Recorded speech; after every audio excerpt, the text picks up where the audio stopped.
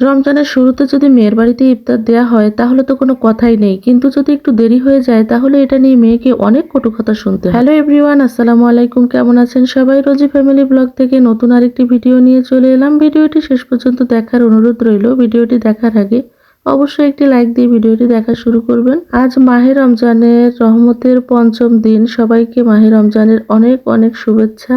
তো আজ বাচ্চাদের খাইয়ে এখনো পর্যন্ত আমার টুইন বেবি ঘুম পড়েনি। ওদেরকে একটু টিভি দেখতে দিয়েছি, চুপচাপ বসে আছে দেখছি। এই ফাঁকে আমি এসে একটু ছোলাটা সিদ্ধ করে নিয়েছি প্রেসার কুকারে, ডালটাও বেটে নিয়েছি, ব্লেন্ডার করে নিয়েছি আর কি। আর এদিকে মুরগিগুলো কেটে নিয়েছি, দেশি মুরগি, আলু দিয়ে একটু ঝোল করব। আর করব টাকি মাছ ভর্তা। যাই হোক, রান্না করতে চলে আসলাম। আমি আগে ছোলাগুলো ভেজে নেব, তারপরে অন্যান্য রান্নাগুলো করে নেব আর কি। আসলে সময় খুবই কম, বাচ্চারা যে কোনো সময় চিল্লাচিল্লি করতে পারে। আসলে ওরা ছোট, এই জন্য আমি ছোট ছোট করে আপনাদের সাথে শেয়ার করার চেষ্টা করি। আমার বাচ্চারা আর যখন বড় হয়ে যাবে মাশাআল্লাহ, তখন আমি অনেক কিছুই আপনাদের সাথে শেয়ার করতে পারবো ইনশাআল্লাহ। ভিডিওর শুরুতে আসলে বলছিলাম যেটা, আসলে রমজানের শুরুতে যদি মেয়ের বাড়িতে ইফতার দিয়ে দেয়া হয় তাহলে তো কোনো কথাই নেই, শ্বশুরবাড়ির মানুষ খুশি। আর যদি না দেয়া হয়, একটু দেরি হয়ে যায়, তো মেয়ের বাড়ি থেকে অনেক কটু কথা শুনতে হয়, যেটা আমি মৌলভীবাজারে একদম সবার সাথে মিশে সেটা দেখার সুযোগ আমার হয়েছিল। সেটাই আমি আপনাদের সাথে শেয়ার করছি, যেটা আসলে আমার সাথে, আমার জীবনের সাথে কোনোভাবেই সম্পৃক্ত না। আমার এলাকায় আমার বিয়ের পর থেকে আজও পর্যন্ত, বিয়ের আগে আমার শ্বশুর শাশুড়ি, শ্বশুর বলেছিল যে আমাদের শুধু মেয়ে দরকার, ভালো একটা মেয়ে দরকার। সেই জন্য তারপরে যে বিয়ে হলো, আর আজও পর্যন্ত 25 বছরের সংসার জীবনে কখনো তাদের কোনো দাবি ছিল না, না আমার হাজবেন্ডের। কিন্তু এই এলাকায় দেখেছি ভিন্ন। একটা মেয়ে গরিব হোক আর বড়লোক হোক, বিয়ের পরে যে কি পরিমাণে বাবা মায়ের যে টেনশন আর প্যারা থাকে, যেটা আমি মৌলভীবাজার না আসলে একদমই বুঝতে পারতাম না। এখানে আমি এটাও দেখেছি যে ইফতার তো এমনিতে পাঠিয়ে দেয়, আবার এখানে ইফতারের সময় মানে ইফতারের আগ মুহূর্তে রমজানের যে কোনো একদিন একেবারে বেগুনি, ছোলা, যা যা ইফতারে আমরা সন্ধ্যায় ইফতার করি সেগুলো থেকে শুরু করে, বিরিয়ানি থেকে শুরু করে সব রান্না করে নিয়ে যাবে, মিষ্টি, মিঠাই, ফল, এত কিছু বাবার বাড়ি থেকে যখন মেয়ের শ্বশুর বাড়ি নিয়ে যায়, তাদের যদি ওগুলো কম পড়ে যায় তারা ওই ইফতারিতে হাতও দেয় না। এত কিছু নিয়ে যাওয়ার পরেও তাদের কথা হলো এত কম কেন? আত্মীয় স্বজন কি বলবে? আত্মীয় স্বজন তো বলবে যে এত কম ইফতার কিভাবে দিল, কি বৃত্তান্ত, মানে এত কথা, যেটা শুনে বাবা মা একরকম কাঁদতে কাঁদতেই চলে আসে, সেই সাথে মেয়েও। এটা আমার নিজের চোখে দেখা, যেটা আসলে আমি এই মৌলভীবাজার আসার পরের থেকে দেখে খুবই বিরক্ত হয়েছি। তখন থেকে আমি সব সময় তাদেরকেই বলতাম, তারা যখন পছন্দ করে না তখন দিতে যাও কেন? অথচ তারা বলে যে এটা না দিলে মান সম্মান থাকে না, মেয়ের সুখের জন্য দিতে হয়।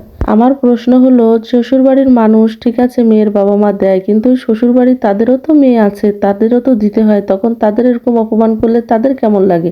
এটা কি তারা একটু বোঝে না? এটা আসলে আমার মানে বুঝতে পারি না আমি আসলে এটা কেন, কি জন্য। আমি অনেক ভিডিওতেও দেখেছি, সিলেটে আসলে অনেকেই চান না ইফতারির এই এটা থাক আর কি, এই প্রথাটা থাক। অত রমজানে বলে কোনো কথা না, ঈদে, কোরবানিতে, তারপরে জ্যৈষ্ঠ মাসে, আম কাঁঠালের সময়, তারপরে শীতের সময়, সব কিছুতে মোটামুটি একটা সিলেটে একটা মেয়ের বাবার মেয়ে থাকলে সে একেবারে মোটামুটি একেবারে নিঃস্ব হয়ে যাবে মেয়ের শ্বশুরবাড়ি দিতে দিতে।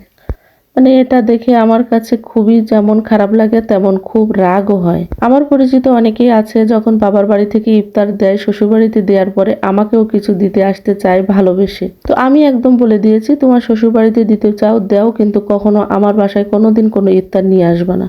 আসলে একটা বাবার এরকম কষ্টের কথা শুনলে এমনিতেই যার না তার খারাপ লাগবে। আমার বাবাকে যদি কেউ এভাবে কাঁদায় আর এভাবে শ্বশুরবাড়িতে কোনো কিছু ভালোবেসে নিয়ে গেলাম আর এটা পছন্দ হলো না বলে কথাও বললো না, এটা খুবই কষ্টদায়ক। আসলে এটা একমাত্র আমার এলাকায়, সাতক্ষীরা, খুলনা, যশোর এরকম নেই।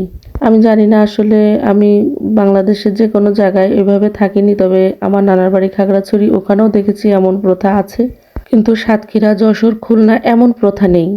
শ্বশুর বাড়িতে দিতে হবে, নিতে হবে এরকম নেই, মেয়েটা ভালোবেসে নিয়ে যায়, এটাই অনেক। যাই হোক, অনেক কথাই শেয়ার করে ফেললাম। আমার কথায় যদি কোনো ভুল ত্রুটি হয়ে থাকে তো ক্ষমা সুন্দর দৃষ্টিতে দেখবেন। আপনাদের সাথে কথা বলতে বলতে দেখতে পেয়েছেন রান্নাবান্নাগুলো মোটামুটি যতটুকু পেরেছি আপনাদের সাথে শেয়ার করেছি। বেগুনিটাও বানিয়ে নিচ্ছি। আর এদিকে কিন্তু টুইন বেবি খুব জ্বালাতন করতেছিল, এই জন্য ইফতারের আগ মুহূর্তে আমার আজকে ইফতার বানাতে বানাতে একেবারে নাকে মুখে হয়ে গিয়েছিল। একমাত্র আমার বাচ্চারা যদি ঘুমায় তাও আমি নিরিবিলি তাড়াতাড়ি করে কাজগুলো করতে পারি, কারণ ওরা জেগে থাকলে সারাক্ষণ রান্নাঘরে এসে খুবই জ্বালাতন করে আর কখন কোন বিপদ ঘটে যায় এই টেনশনে থাকি। তো এইটা দেখতে দেখতে আসলে আজকে ইফতারিতে অনেকটা দেরি হয়ে গেছে। ওরা বারবার আসতেছিল, বিরক্ত করতেছিল, তবে ইফতারের আগ মুহূর্তে ওরা ঘুমিয়ে গিয়েছিল। মোটামুটি ইফতার বানানো রান্নাবান্না কমপ্লিট হয়ে গেছে, যতটুকু পেরেছি ততটুকু কমপ্লিট করেছি আর কি। আর এদিকে কি কি রান্না করেছি, কি কি ইফতার হলো সেটাই আপনাদের সাথে শেয়ার করতেছি। আজ ইফতারগুলো রেডি করছে আমার বোনের মেয়ে, যেহেতু অনেকটা দেরি হয়ে গেছে। তো এদিকে তরমুজ ছিল আর পেঁয়াজু, বেগুনি, ছোলা সবকিছু। আর এটা হলো মাছ ভর্তা, টাকি মাছ ভর্তা, মুরগির মাংসর ঝোল। তো আজকে এই পর্যন্তই, আল্লাহ হাফেজ।